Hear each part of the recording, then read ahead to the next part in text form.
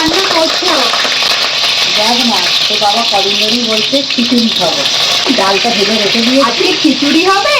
হ্যাঁ, শুধু নয়, আবার কিমা এনেছে, মাটনের কিমা। ওই কিমা দিয়ে খিচুড়ি করবো ভালো করে। আমরা তো সবাই ভালোই বাসি। এখানে সমস্ত রেডি করে রাখা আছে, একদম রেডি করে গুছিয়ে রেখে দিলে তো তাড়াতাড়ি এই যে এখানে চাল ভেজানো আছে গাইস, দেখুন। এই তো চাল ভেজানো আছে। এটা কিসের চাল গো? এমনি আমার নরমাল সেদ্ধ চাল আছে।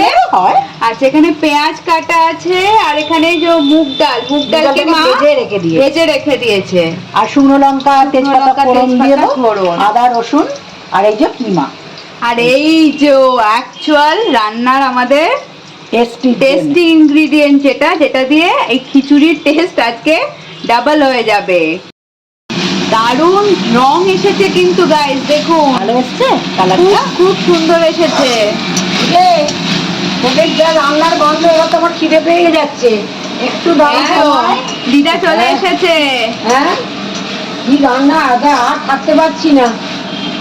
দিদা গাইস মাছ ফাছ কিছু খায় না, মাছ ডিম চিকেন কিছু খায় না, কিন্তু মাটন সামান্য একটু ভালোবাসে। তো ওইটাই আজকে হচ্ছে।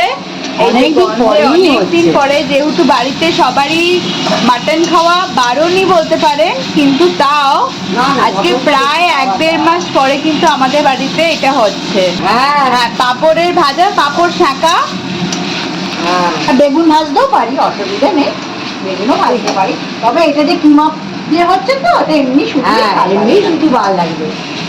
আর জম্পেশ করে, আর তার সাথে আছে, চাটনি আছে। হ্যাঁ, চাটনি আছে।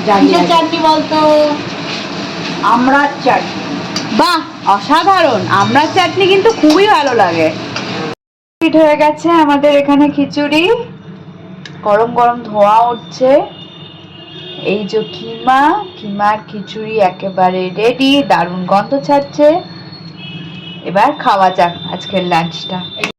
গাইস, এখানে মা খিচুড়ি বানিয়ে ফেলেছে।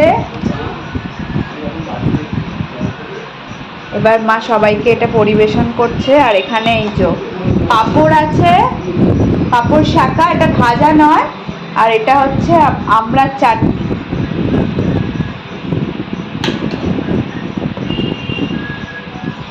এই যে খিচুড়ি আজকে